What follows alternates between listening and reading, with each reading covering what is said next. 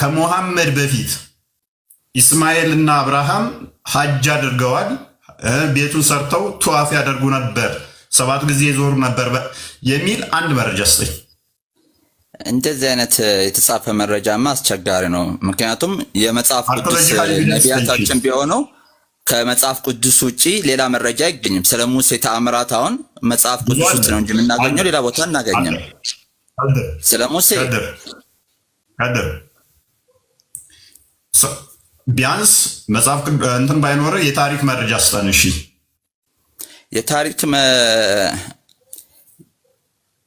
የታሪክ መረጃ ስትል እኛ አሁን መረጃችን ቁርአንና ሱና ነው።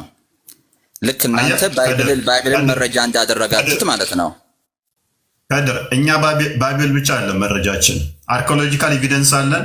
እንደገና ደግሞ ሂስትሪም ይደግፈናል። እስቲ ስለ ሙሴ ምን መረጃ አለ? ሂስቶሪካል ወይ ሂስቶሪካል ኤቪደንሶች ብዙ አለን። ቶፒኮች ሽፍት ከማድረግ በፊት አንደኛው ለው እኔ የሙሴን ሂስትሪ ጋር ከመሄዴ በፊት መጽሐፉ እንዴት ይደግፈኛል መሰለኝ። እኔ የሙሴን መጽሐፍ ብቻ አይደለም ያስኩት፣ የሙሴ መጽሐፍ የራሱ አለኝ። ሙሴን የሚደግፉ ደግሞ ብዙ መጽሐፍ ቅዱሶች አሉኝ። which means ወደ አንድ የመጡ ማለት ነው። እናንተ ለምሳሌ በአንድ ጥርዝ ስታዩት አንድ መጽሐፍ ነው ብለን ወስደው፣ እኛ አንድ መጽሐፍ ብለን አይደለም የምንወስዳቸው። የሙሴ 5ቱ ምትላቸው እንደናንተ ወይንም ደግሞ ተውራት ምትሉት የሙሴ የራሱ አለ። which means ከሙሐመድ ይዞት ከመጣው ጋር እኩል ነው ብለህ ብታስበው እንዳንተ ማለት ነው። ሙሴ በምን ታዲያ እርግጠኛ ያልሆነበት? ኢሳያስ አለ፣ ኤርሚያስ አለ፣ ሌሎቹ ነቢያቶች አሉ። ማንን ኮንፊርም የሚያደርጉልኝ? ሙሴን። አንተ ግን ይኸውልህ ሙሐመድ ላይ ብቻ ነው የቆምከው። ሙሴ እኔ እርግጠኛ መሆንበት ማን ነው? ኤርሚያስ አለ፣ ሰለሞን አለ፣ ዳዊት አለ፣ ሌሎች አሉ ነቢያቶች ሙሴን እርግጠኛ መሆን እንደሆን የሚያደርጉኝ ማለት ነው። አንተው ሙሐመድን ዘመጣ። ከዛ በኋላስ ክሌም ብቻ ነው የምታቀርበው። ሙሴ እንደዚህ አድርጓል፣ አብርሃም እንደዚህ አድርጓል። መጽሐፎቻቸው ላይ ያለ የለም፣ ታሪክ አለ የለም። እኛ ግን ነቢዩ መሐመድ ኦልሬዲ ይዘውት የመጡት ተአምራት እና ማስረጃዎች ከበቂ በላይ ምስክር ነው። ሌላ ተጨማሪ ምስክርነትም አያስፈልገውም። ከድር ለአንተ በቂ ሊመስልህ ይችላል። ይሄ ለምንድነው? እሱ ሰፋ አድርገህ ካለማየት የተነሳ ነው። ኤቪደንሶች በደንብ ሊኖሩ ይገባል። ለምሳሌ በ7ኛው ሴንቸሪ ነው ነብይ የመጣው። ከኢትዮጵያ አብርሃም የሚባል ንጉስ በዝሆን ሄዶ እስቲ ካባን ሊያፈርስ የነበረ የኢትዮጵያን ታሪክ ስጠኝ እስቲ። ለዚህኛው ደግሞ ማስረጃው አረቦች ከነቢዩ ሰለላሁ ዐለይሂ ወሰለም በፊት የዝሆኑ ዓመት እያሉ ነበር ካላንደራቸውን የሚቆጥሩ የነበሩት። ስጠኝ፣ ከኢትዮጵያ ስጠኝ። አሁን ከኢትዮጵያ ስጠኝ። ከኢትዮጵያ ላይኖር ይችላል። ኢትዮጵያ ምን አንዱ የአንዱን ታሪክ እያጠፋ ሲዋለዱ የኖረው ህዝብ ነው። ነገር ግን አረቦቹ ከነቢዩ በፊት አንድ ልጨርስሽ ነው። አሁንም ቻሌንጅ ላድርግ። እሺ ይህንን እንደዚህ አልክ። ከኢትዮጵያ ሄዳ አለ ታሪኩን አጥፍተውት ነው። በዓለም ላይ ያሉት ይህንን ታሪክ እንዳለ አጥፍተውት ነው። 6ኛ ሴንቸሪ ማለት እኮ ትናንትና፣ 7ኛ ሴንቸሪ ማለት ትናንት ነው። እዚች ጋር አንድ ሚስኮንሴፕሽን አለ። ኢትዮጵያ የመንን ትገዛ ነበር። ይሄ በታሪክ አለ። ኢትዮጵያ የመንን ታስተዳድር ነበር እና እዛ ጋር ያስቀመጠችው ምንድን ነው? የእሷ አስተዳዳሪ ባንዳዎችን ነው። ወደ መካ የዘመቱት ደግሞ አረቦቹ ናቸው፣ የየመን አረቦች እንጂ ኢትዮጵያውያኖቹ አይደለም። ገዢዎቹ ናቸው። አብርሃምና ላይ ያሉት ባለስልጣናት ኢትዮጵያዎች ሀበሾች ናቸው እንጂ የየመን ህዝብ ነው የዘመተው። ኢትዮጵያ የመንን ታስተዳድር ነበር እና በዛ ሰዓት መሪው ማን ነው? አብርሃም ይባል። ማስረጃ ስጠኝ። እንዳልኩ ማስረጃው በቁርአንና በሱና ያለው። ቆይ ከቁርአን ላይ ከፈለክ ደግሞ ከ6ቱ ኦተንቲክ አዲስ ላይ ዳኢፍም ቢሆን ስጠኝ መረጃ። ምን በተመለከተ ልስጥ? አብርሃም እንደዚህ ለማድረጉ እንደዚህ አሁን ራሱ የዓለም ተራ ከይፈ ፈዐለ ረቡከ የሚለው የዝሆኑ ምዕራፍ የሚለው ላይ ኢብኑ ከሲርን አንብብ።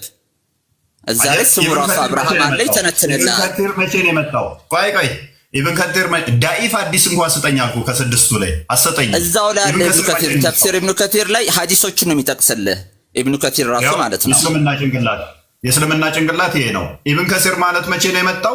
ሙሐመድ ከሞተ ከ700 ዓመት በኋላ የመጣ ሰው ነው። ከሰባት ግን መቶ የዘገበው ዓመት ከ600 ዓመት በፊት ስለተፈጠረ ነገር ነው። ሐዲሶችን እኔም ልዘግብ እችላለሁኝ። ከዛሬ 2000 ዓመት በፊት የተፈጸመ ብዬ መጻፍ እችላለሁ ዝም ብዬ። ከ700 ዓመት በኋላ የተጻፈን ይነግረኛል። ነቢይ ከሞተ ከ200 ዓመት በኋላ ዳኢፍ ሐዲስ ስጠኝ አልኩ። ሳሂህ አይደለም፣ ሐሰን አይደለም፣ ሐሰን ሳሂህ አይደለም። ዳኢፍ ሐዲስ ስጠኝ። እስኪ አሰጠኝም። ግን ተረት ተረት ታምናለህ። ከ700 ዓመት በኋላ የነገረህን ተረት ተረት ታምናለህ። ከኢትዮጵያን ታሪክ ልስጠኝ አልችልም። ከኢትዮጵያ ስጠይቀው ምን አለ? የኢትዮጵያን ታሪክ አጥፍታችሁታል አለ። ከኢትዮጵያ እንደዚህ አይነት ንጉሥ ተነስቶ መካን ለማፍረስ ያደረገ ዳኢፍ ከኢትዮጵያ ስትሪ ልታመጣ ትችላለህ? አትችልም። ኦኬ ከሐዲስስ አሰጠኝም።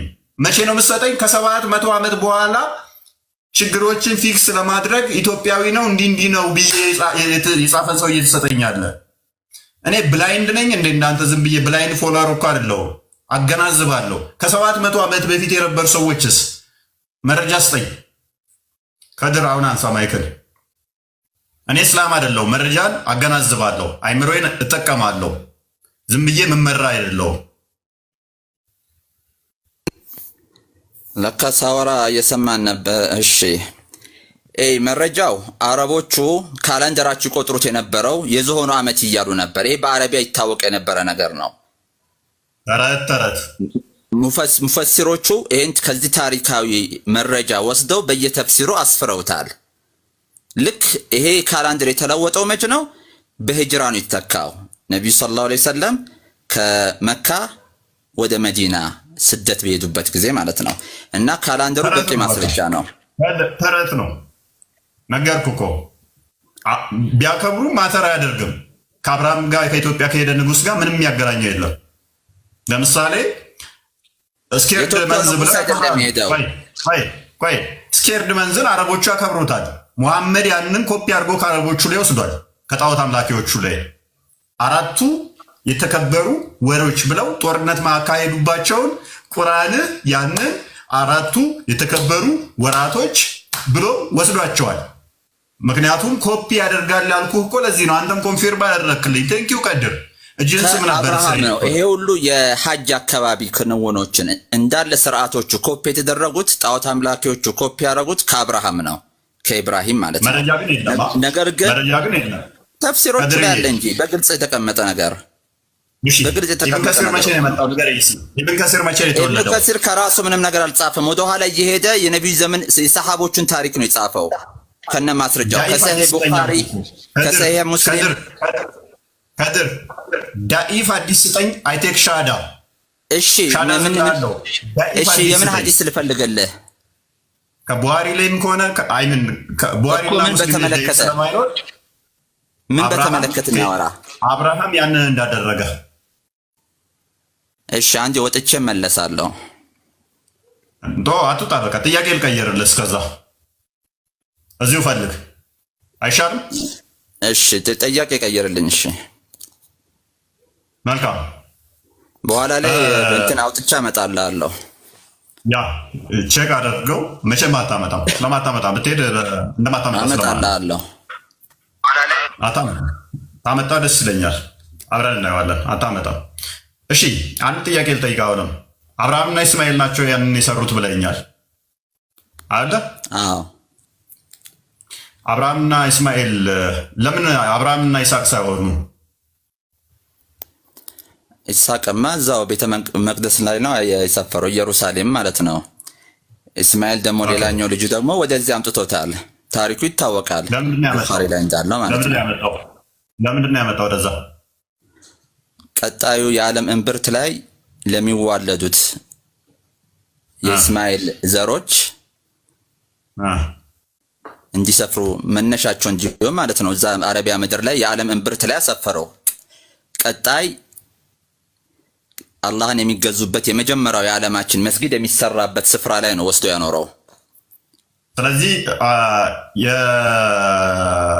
እንትኑ ምንድን ነው የሚባለው? ይሄ የእንትን ልጁ እሱ ነው እያልከኝ ነው? በስለት ምንድን ነው የሚባለው? በእንትን የበኩር ልጁ መስዋዕት ሊያቀርበው የነበረው ምናምን እሱን ነው እያልከኝ ነው?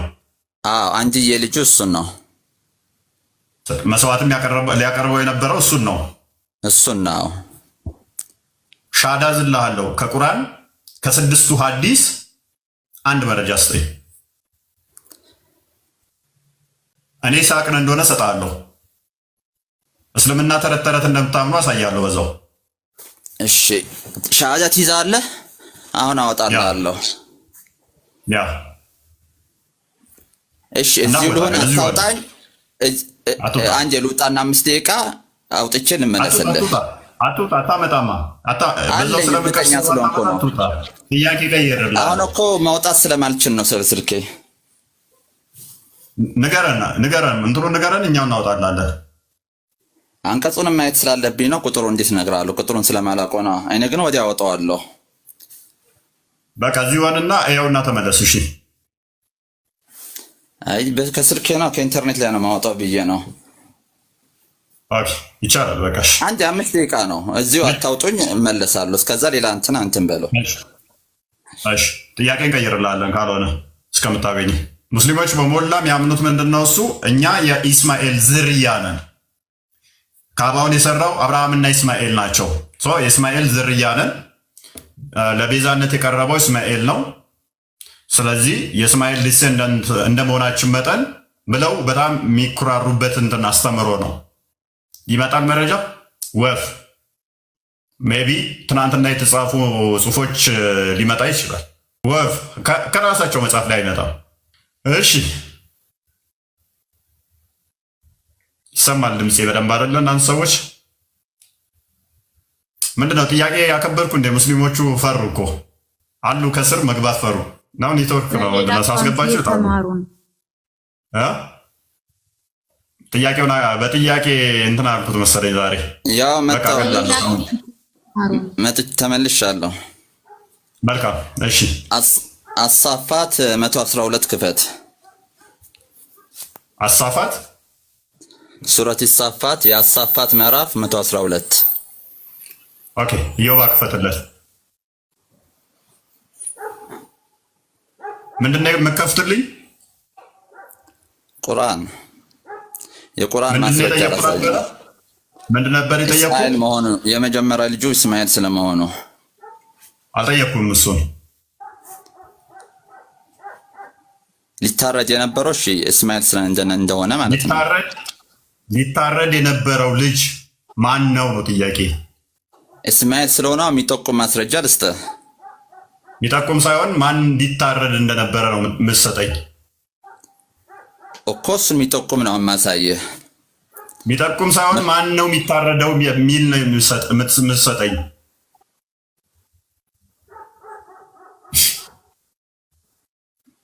ጥያቄ ግልጽ እኮ ነው። ማን ነው እሱ? በስም የተጠቀሰ ነው የምትፈልገው? መቼም በጫማ ቁጥሩ አይሆንም። አይ በስም የተጠቀሰማ የለም። ኢንዳይሬክትሊ ነው የተጠቀሰው። እኔ ደግሞ በስም የተጠቀሰ ከአዲስ ላይ እሰጥሃለሁኝ ኢሳቅ እንደሆነ የሚጠቁም ከሆነ ኢሳቅ ቁርአንን ያሳያለሁ። በስም የተጠቀሰ ደግሞ እሰጥሃለሁ እና ሐዲስ የለም እንደዛ የሚል ነገር። አይ ዳይፍም ቢሆን ስጠኝ እኮ አልኩህ አንተ።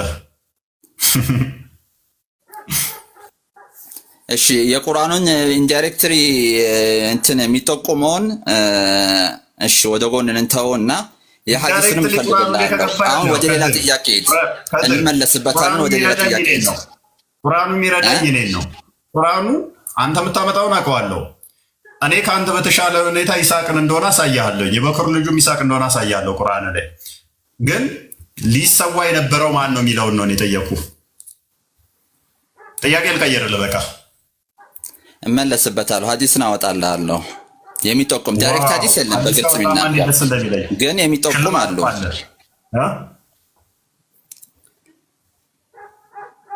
ጥያቄ ሌላ ቀይርና እንመለስበታለን። አውጥቼ ሐዲስ እንትን እመጣልሃለሁ ማስረጃዎችን።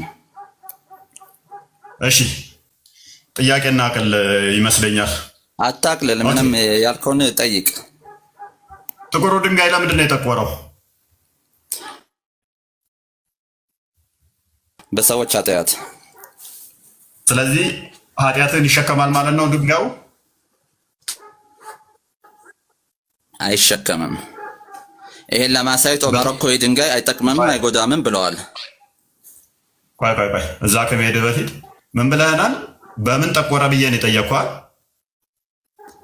በሰዎች ኃጢአት አላህ እንዲጠቆር አደረገው። በራሱ መጥቆር አይችልም፣ ድንጋይ ነው። ምን ብለህ መለስክልኝ? በሰዎች ኃጢአት አልከኝ። ስለዚህ ኃጢአታችሁን ይሸከማል ማለት ነው ስል አይደለም፣ ይሸከማል አላልኩም። አላህ በሰዎች ኃጢአት ምክንያት አጠቆረው። በራሱ ምንም ማድረግ አይችልም። ድንጋይ ነው እኮ። የጠቆረው ግን በአንተ ኃጢአት ምክንያት ነው። አላህ በእኛ ኃጢአት ምክንያት አጠቆረው። በአንተ ኃጢአት ምክንያት ጠቆረ። የጠቆረው እንዴት እየሆነ ነው?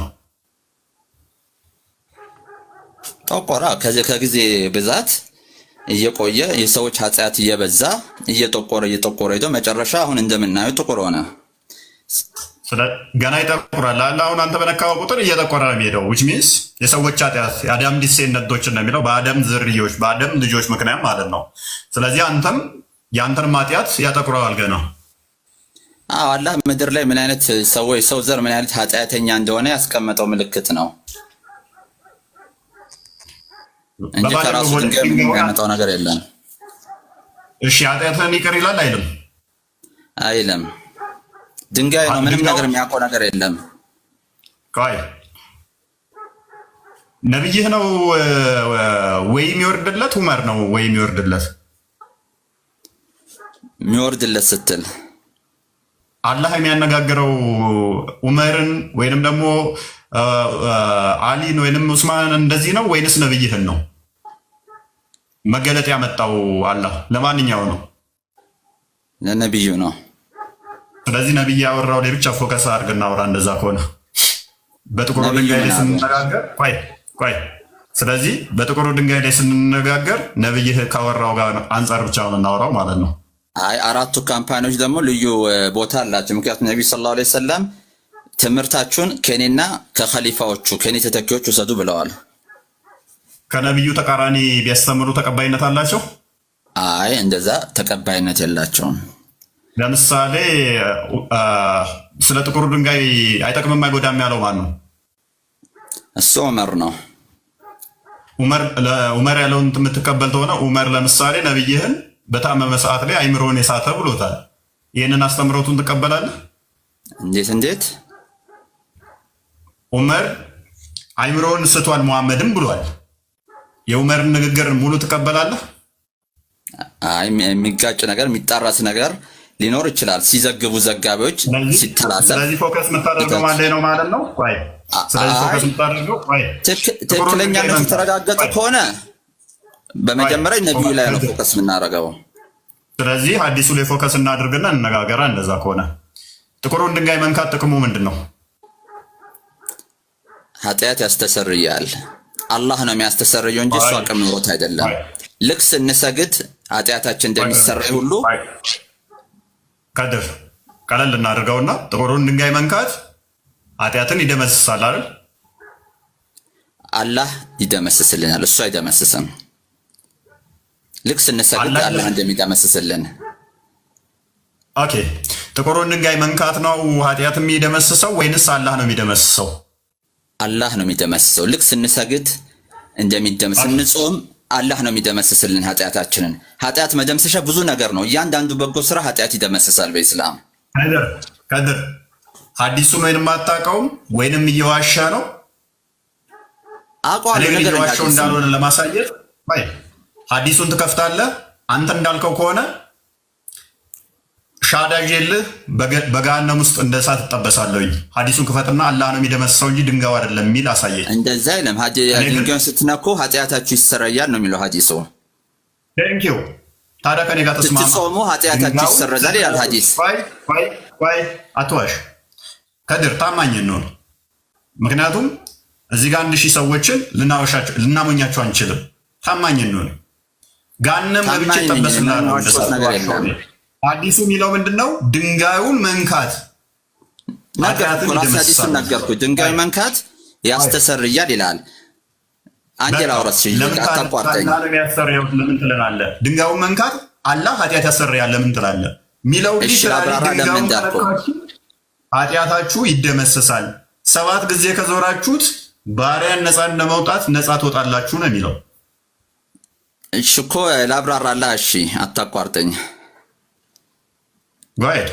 ግን አሁን እንዳትዋሽ ሐዲሶች እኔ አልዋሽ እየነገርኩ ራስ እኮ ሐዲሱን ነገርኩ። ሐዲሶች ምንድን ነው የሚሉት?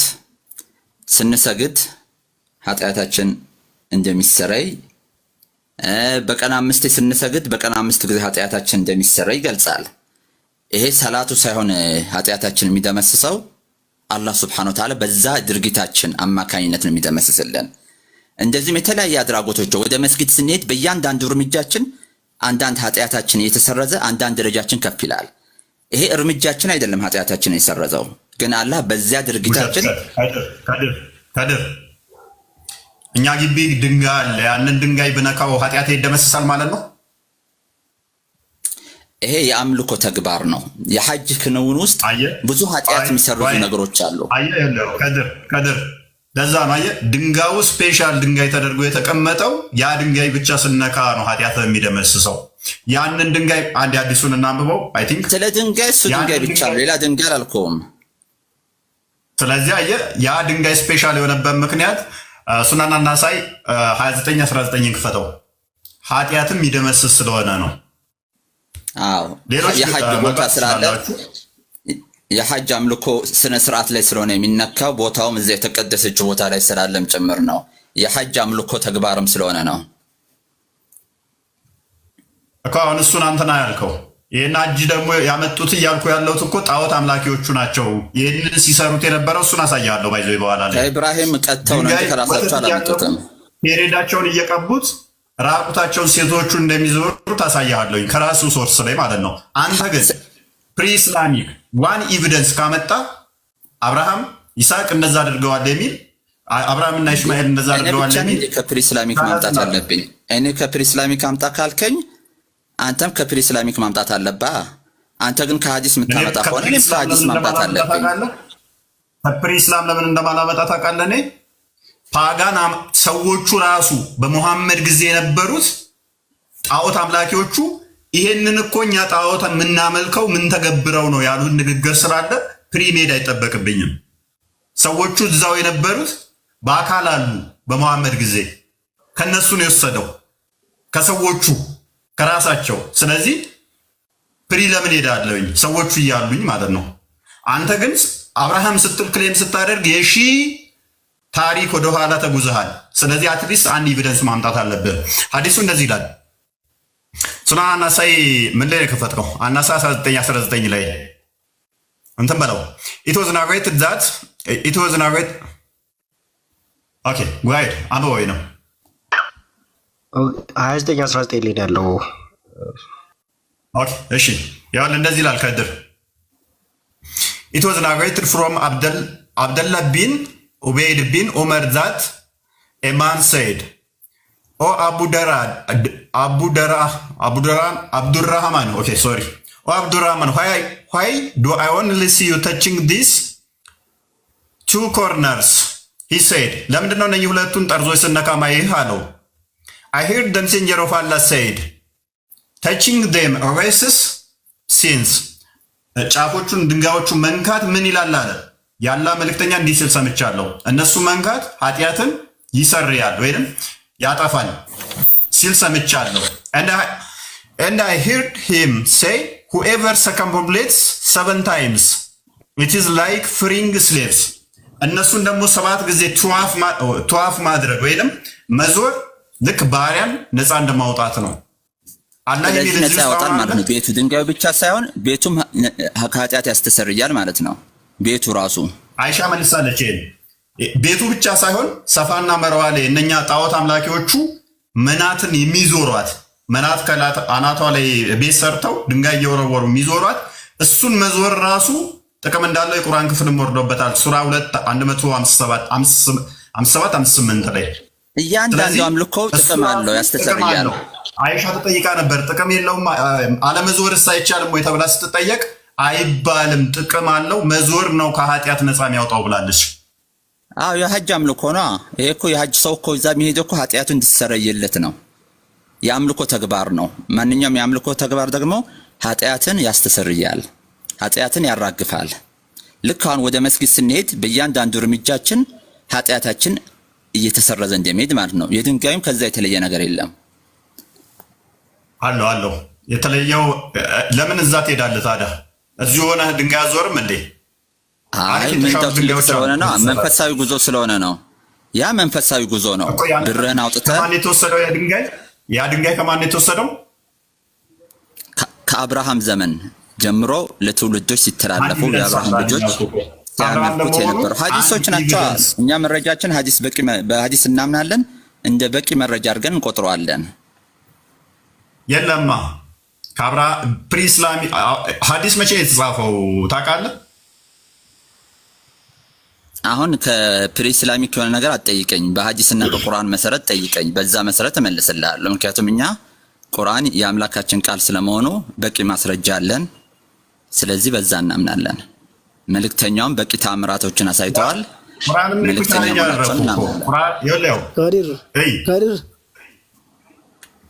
አቤት አሱ ሲጀመር አንተን ነገር የመረዳት እንትን ፕሮባብሊ የለውም እኮ ለማስረዳት አይሞክርም። ግን አንተን ግራም ያጋባል። በቃ ያለውን ነገር እሱ ይሄን ብቻ ነው ማለት ነው። ቶፊክ አንተ ካለ መረጃ ካለ ትቀጥላለህ። ቅድሚያ የተሰጠህን መረጃ እኮ በስነ ስርዓት እየመለስክ አይደለም። እሱ እኮ ለኔ ብለህ አይደለም እኮ ቶፊክ። ይሄ እኮ ነፃ መድረክ ነው። የሰለጠነ ዘመን ላይ ነው ያለ ነው። 1000 ሰው ይታዘባል። ማነው እሱ መረጃ እያቀረበ ያለው? ማነው አልቀበልም ያለው? ለኔ ብለህ እኮ አይደለም። እኔ እኮ ከድር ጋር ሳወራ ለከድር ብቻ ብዬ አይደለም። ኦዲየንስ አለ። እነሱ የሚቀበሉትን ይቀበላሉ፣ ሪጀክት የሚያደርጉትን ሪጀክት ያደርጋሉ። እንደዛ ነው ማሰብ ያለብህ። አንዴ ከድር እሺ፣ ይሄን አሁን የጨረስን ይመስለኛል። ሐሳባችንን እምነታችንን ገልጫለሁ። ቀጣዩ ጥያቄን እስቲ እንሂድበት። ኦኬ፣ ይሄንን ቶፊክን አንድ ላውራውና እንመለስ። አንተ ጋር ይቻላል። ቶፊክ አቤት። እዚሁ ላይ ትንሽ ያነሳሁትን ጥያቄ እንቀጥልን። እናንተ እስኪ በድጋሚ ለማስረዳት ትሞክራለህ? መልካም። ጥቁሩ ድንጋይ ከገነት የመጣ ነው ብለህ ታምናለህ? አዎ፣ ከጀነት የተላከች አጅረተል ኢስዋድ ትባላለች። መቼ ነው የተላከው? ምን አልከኝ? መቼ ነው የተላከው? ኦኬ፣ ወጣ እንዴ? ልቀይርልህ ነበር ጥያቄ። ከኔ ጋር ቀጥል ጥያቄ። እሺ እንቀጥላለን።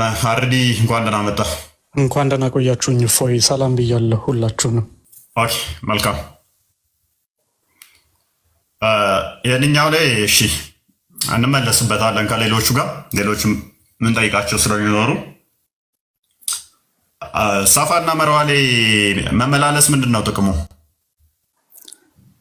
እዛ የሐጅ ክንውን ላይ የሚደረጉ ማንኛውም የአምልኮ ተግባራት የአምልኮ ተግባር ናቸው።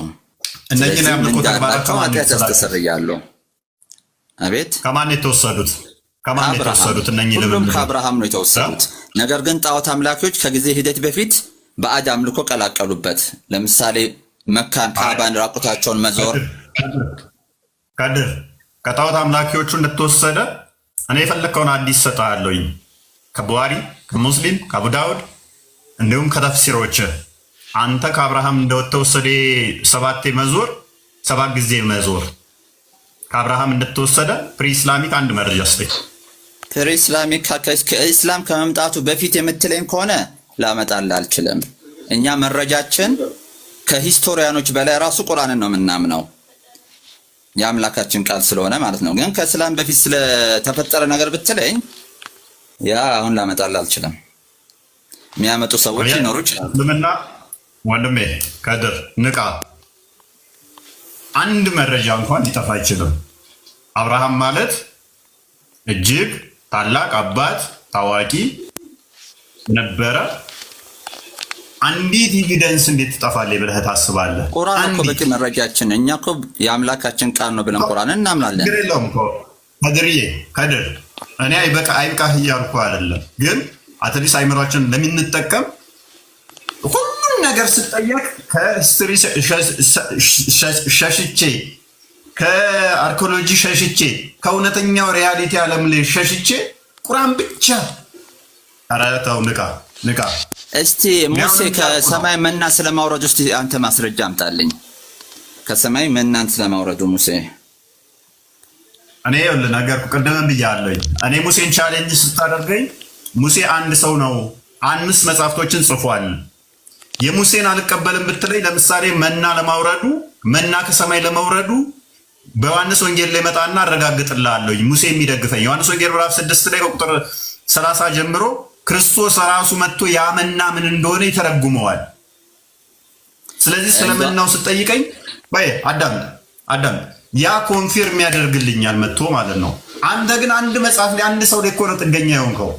እኔ ሙሴን እንደዚህ ለመሆኑ በምን እርግጠኛ ነው ስትለኝ አሁን እንዳልኩ በዮሐንስ ወንጌል ላይ መጣና እንደዚህ አረጋግጥልሃለሁ። ጳውሎስም ይደግመዋል ይሄንን። ግን አንተ ግን አንድ ሰው ላይ ነህ። አሁንም ቁርአን የወረደው በአንድ ሰው ላይ ብቻ ነው ብለህ ነው የምታምነው።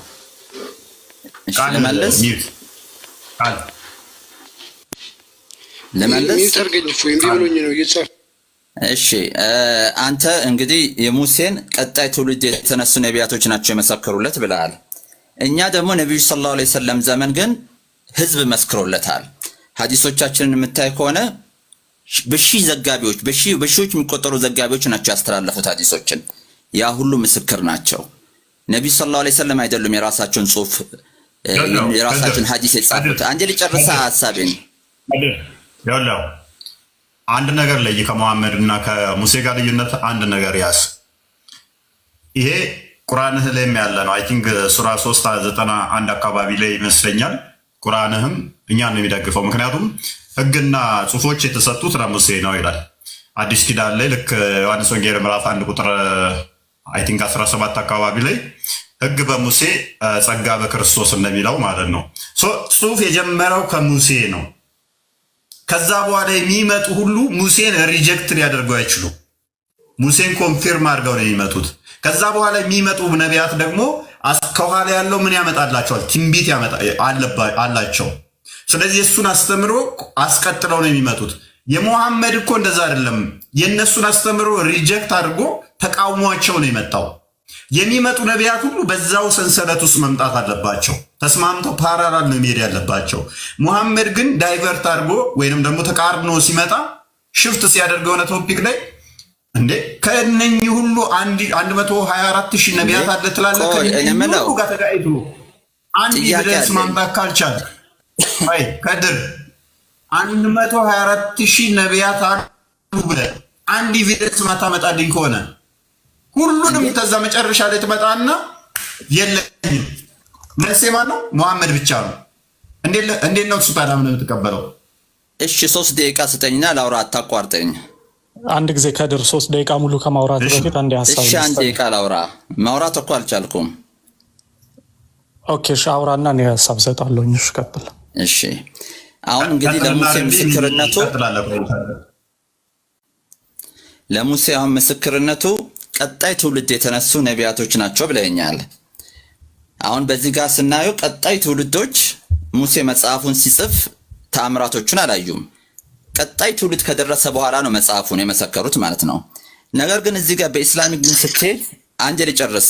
በኢስላሚክ ግን ስትሄድ ግን በሺዎች የሚቆጠሩ ሰዎች እኮ ናቸው የመሰከሩት። ሐዲሶችን ያቸው ስንት ዘጋቢ እንዳላቸው ጨረቃ ለሁለት ሲከፈል እኮ ማአት ሐዲሶች ተዘግበዋል። ነብዩ ሰለላሁ ዐለይሂ ወሰለም ከእጃቸው ከጣቶቻቸው መሃል ውሃ ፈልቆ 1400 1500 ሰዎች አንዴ ልጨርስ 1500 ሰዎች ሲያጠጡ እኮ 1500 ሰዎች መስክረዋል።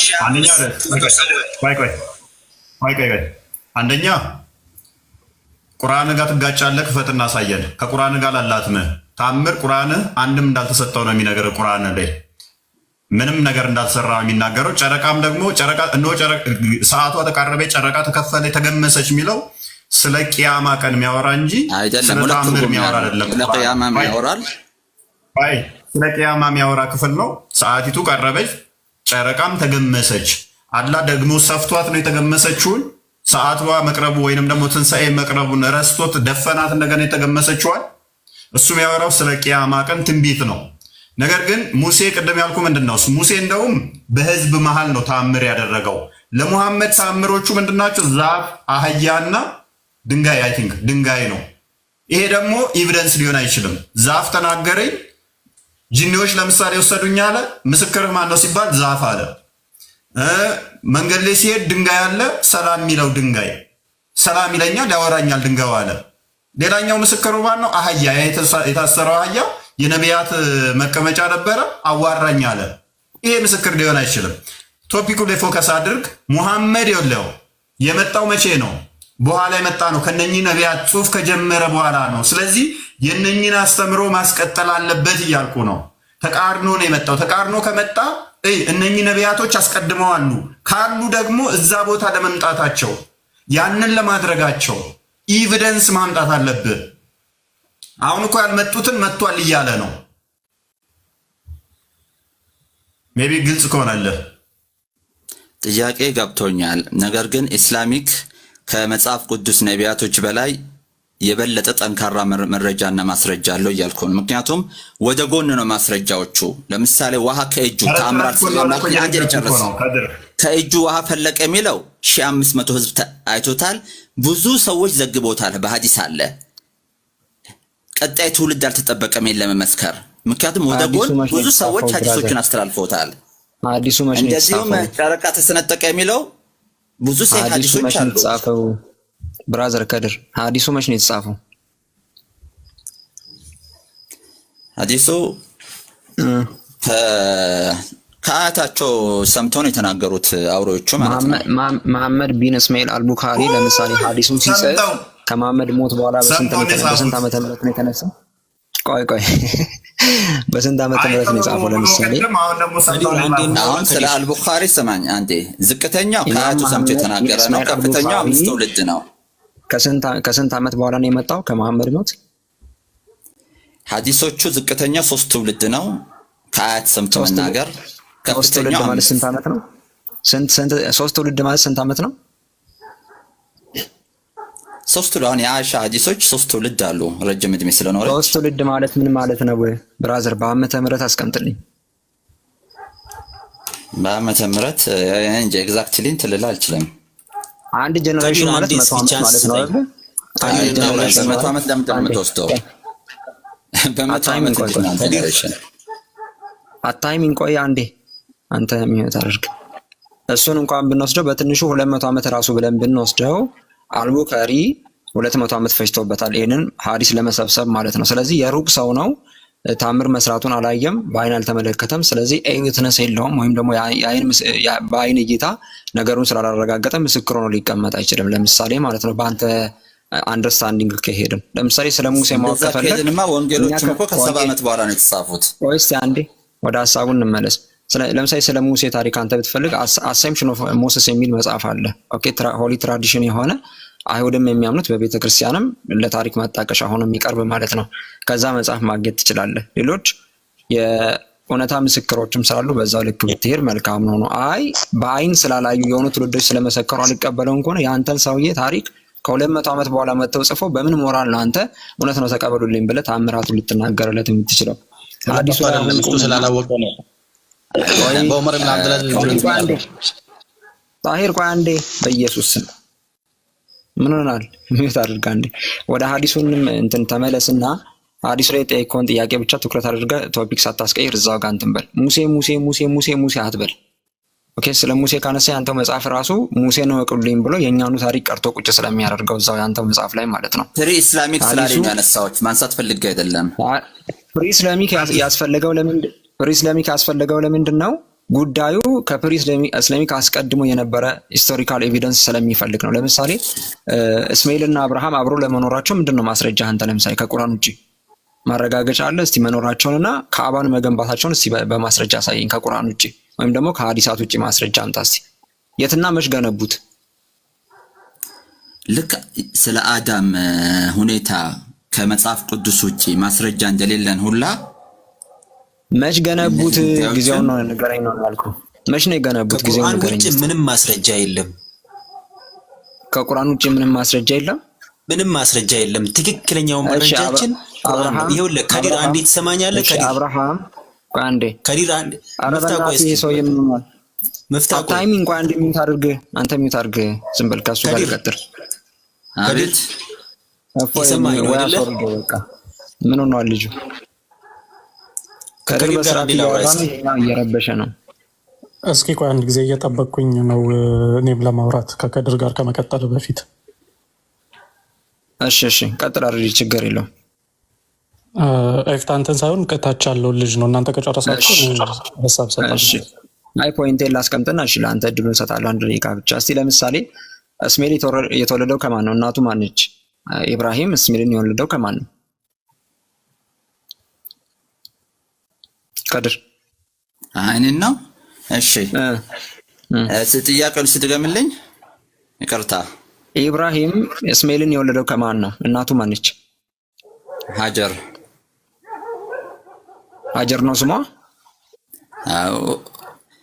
አዎ። እስቲ ማስረጃ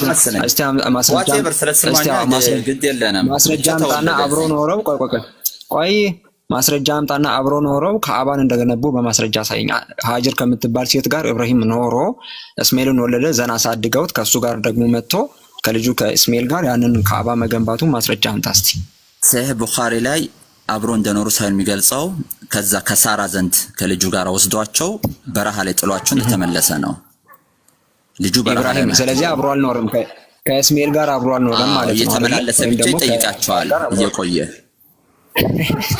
ስለዚህ አብሮ ያልኖረው ሰውዬ ምን አደረገ? ከልጁ ጋር ግን አብሮ በሚኖር እሳቤ ምን አደረገ? ከአባን ገነባ። ማሻአላ ኢት ኢዝ አሜዚንግ። በጣም ነው ደስ የሚለው። ከዘመናት በኋላ መጣና ልጁን ለመጠየቅ እዛው ተቀምጧል ሰሂህ ቡኻሪ ላይ።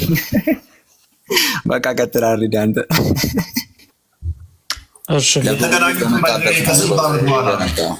እሺ መስዋዕቱን የሚያፈርሰው ቶፒክ አንዱ ይሄ እኮ ነው። እንዳልተገናኙ ነው የሚናገረው። ማንና ማን እንዳልተገናኘ ቀጥል አድርግ። እሺ ትንሽ የችን ሀሳብ ልበልና ትቀጥላላችሁ።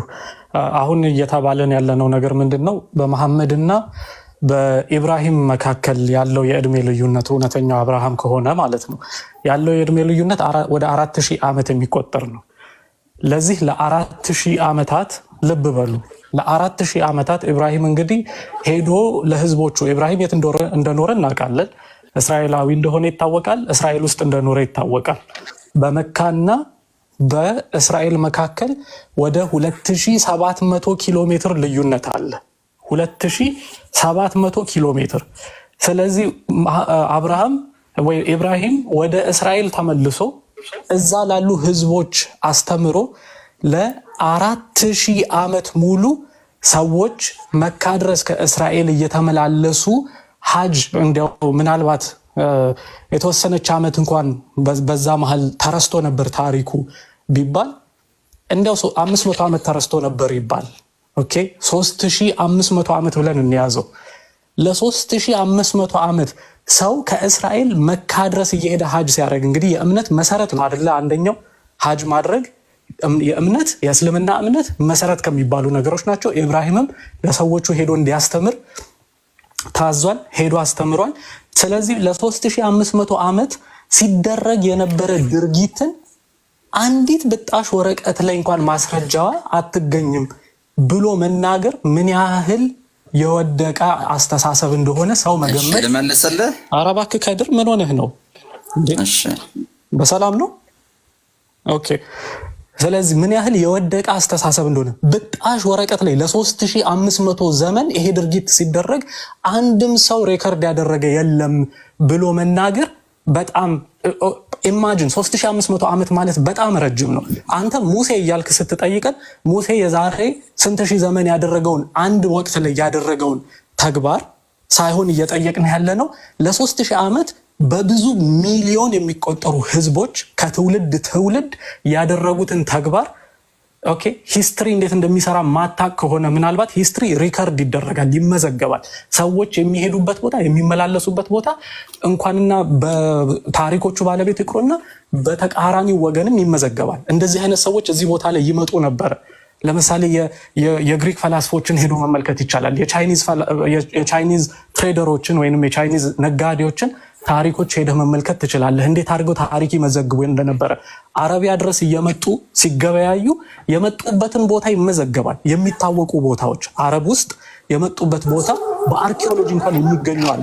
መካ ግን አንድ ቦታ በስህተት ተጠቅሳ አታውቅም። አንድ ቦታ በውጪም በውስጣዊ ሶርሶችም አንድ ቦታ ላይ መካ ሲግኒፊካንት የሆነች ወይንም ቦታዋ ለትኩረት የምትስብ ቦታ ሆነ አንድም ቦታ ላይ በማንም ተጠቅሳ አታውቅም። አንድ የሆነ ከክርስቶስ ልደት በፊት የሆነ አንድ ግሪክ ፈላስፋ ማክራባህ የሚባል ቦታ ጽፎ ነበር። እሱንም አንድ ቦታ ላይ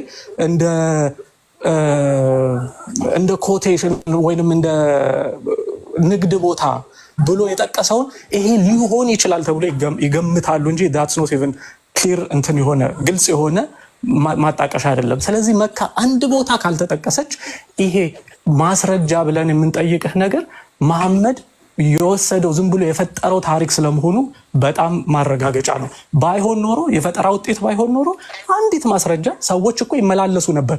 ለምንድን ነው የሚለውን ጉዳይ ተወው።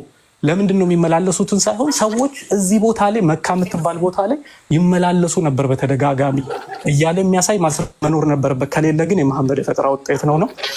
ረጅም ጊዜ ላለመውሰድ በዚሁ ላይ ልተወው። ለመለስ ታንኪዩ። እሺ፣ በመጀመሪያ ደረጃ እንዴት በዓለም ላይ አቤት ልቀጥል አይደል? በመጀመሪያ ደረጃ ከዓለም ወደ መካ ሲመጡ ልጨርስ አንዴ ላብራራ፣ አታቋርጡኝ። ቀጥላለህ። አርዲ የተናገረውን ትቃወማለህ? እሺ ትቃወማለህ? እኔ ያው ፋክት ነው ብዬ ነው ማለት የ1300 ዓመት የ1500 ዓመት ክስተት የተጣባ ረዳዳ አለ። አንዲት ብጣሽ ወረቀት መረጃ የለችውም ማለት የነ አርስቶትል የነ ጲላጦ እንደዚህ የግለሰቦች እንኳን በዓለም ላይ ያደረጉት ታሪካቸው አስቀድሞ የነሱ ተመዝግቦ በዚህ ደረጃ ሲኖር የ1500 በትንሹ ዓመት ክስተት በዓለም ላይ ይሄንን አድርገዋል። ህዝቦች ነው የግለሰብ አይደለም። ህዝቦች ሀጅ ያደርጉ ነበር የሚል አንድ ቢጣሽ መረጃ ከሌለ እንዴት ይታመናል ብሎ አንደኛ ነገር እስማኤል የተላኩት ለአረቦች ብቻ ናቸው። ለዓለም የተላከው ነብዩ ሰለላሁ ዐለይሂ ወሰለም ብቻ ነው። እዛ ጋር የሀጅ እስማኤሎች ነው። እዛ አካባቢ ለነበሩ ጁርሃም የሚባሉ ጎሳዎች ነበሩ። ለነሱ ጎሳዎች ተላኩት። ምን ሀጅ አላደረጉም ማለት ነው። እነማን? እና አብርሃም እና ይስሐቅ ሌሎቹ ነቢያቶች ሀጅ አላደረጉም ማለት ነው። እንደዛ የሆነ የተረጋገጠ መረጃ አላውቅም እኔ ብቻ። የተረጋገጠ መረጃው ምንድነው? ነብዩ ሰለላሁ ዐለይሂ ወሰለም ለዓለም የተላኩት አንድ። ስለዚህ ይሄ ነገር የሚከናወነው የት ነው? የዓለም ታሪክ ሳይሆን እዛ መካና በዙሪያ ያሉት ሀገሮች ድርጊት ነው። የሐጅ አምልኮ ማለት በመካና በዙሪያው እንጂ የዓለም አይደለም። አንድ በል። ሁለተኛ ነገር ደግሞ እነዚህ ህዝቦች ማንበብና መጻፍ አይችሉም። ስለዚህ መጻፍ ማይችል ህዝብ እንዴት ነው ታሪክ መመዝገብ ነበረበት የምትለው? ቴንኪዩ። እኛም እያልን ያለነው እኮ ነው። ያ ክስተት እዛው የአረቡ ብቻ ነበረ። የአብርሃም ነው ያልኩህ። የአብርሃም ነው ያልኩህ። የአብርሃም ነው ያልኩህ። ህዝብ ታሪክ አይደለም፣ የነቢያቶቹ ታሪክ አይደለም። ምንድን ተራን ጠብቅ። አለም አወርዳለሁ። ኑር ማን አትረብሽ። ደቂቃን እሰጣለን፣ ታወራለህ። የአረቡ ዓለም ብቻ ክስተት ነው ይሄ። በፓጋኖቹ እዛው መካ ያሉት የሚያደርጉት ነው ስለ የነበረው እኮ ለዚህ ነው እኔ። ምክንያቱም እዛ የነበሩት ፓጋኖቹ ያንን ያደርጉን ነበር። ከዛ ውጭ ማንም አያደርገውም ስለ የነበረው ለዚህ ነው። አንተ መሰከርክልን።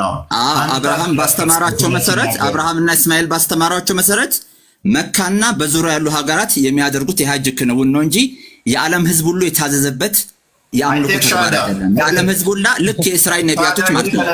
አብሬህ ገሃነመ እሳት ውስጥ ገባለሁ። አብርሃም እና ይስሐቅ ሀጅ አስተምረዋል የሚል መረጃ ስጠኝ። አብርሃምና ማን? አብርሃምና እስማኤል ሀጅ አደራረግን በዛ ያሉትንና በአቅራቢያ ያሉ ሰዎች ሀገራቶችን ሀጅ አደራረግ አስተምረዋቸው ነው ያደረጉት የሚለውን መረጃ ስጠኝ።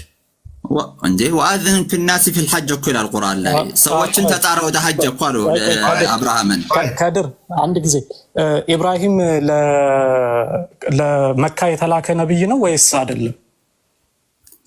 ለመካና አካባቢው የተላከው ነብይ እዛ ሰፍረው ለነበሩት ለጁርሃሞቹ እስማኤል ነው እንጂ አብርሃም አይደለም። ስለዚህ ኢብራሂም ግን አብርሃም መጥቶ ያንን ቤት ገነቡትና እዛ ቦታ እምነቱን አቋቋሙ።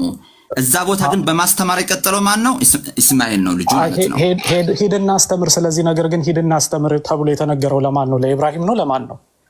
አብርሃም ቤቱን ገንባ እና ሰዎችን ወደ ሀጅ ጥራ ነው የተባለው። ከድር ቆይ ኤኑር አጥፋ፣ ሚውት አድርግ። ከድር ኢብራሂም አብርሃም አትበል። ኢብራሂም ሄዶ እንዲያስተምር ታዟል ወይስ አልታዘዘም? ቤቱን ገንባና ሰዎችን ወደ ሀጅ ጥራ ነው የተባለው እኮ። ቁርአን ላይ ሰዎችን ወደ ሰላት ይጠራ ነበር የሚለው መርየም ላይ የተጠቀሰው እስማኤል ነው። ፕሪስላሚክ ይሄ ነገር መኖሩ መረጃ ነው። በፕሪስላሚክ ይሄ ነገር ሊመጣ እንደማይችል እኮ እርሱ መልሶታል። ግልጽ ነው። ኢቭን በቁርአኑ ራሱ ይሄ ነገር ስለ አዳም አፈጣጠር ፕሪስላሚክ መረጃ እንደሌለን ሁላ ሌሎች ነገሮችም የአላህ ቃላችን በቂ ነው። አንድ ጊዜ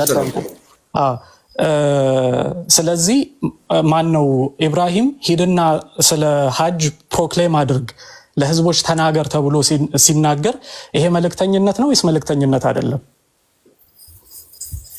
ተልእኮ ነው። መልእክተኝነት አይደለም ሊሆን ይችላል። ስለዚህ ኢብራሂም ለመካና ለአካባቢ የተላከ መልእክተኛ ነው።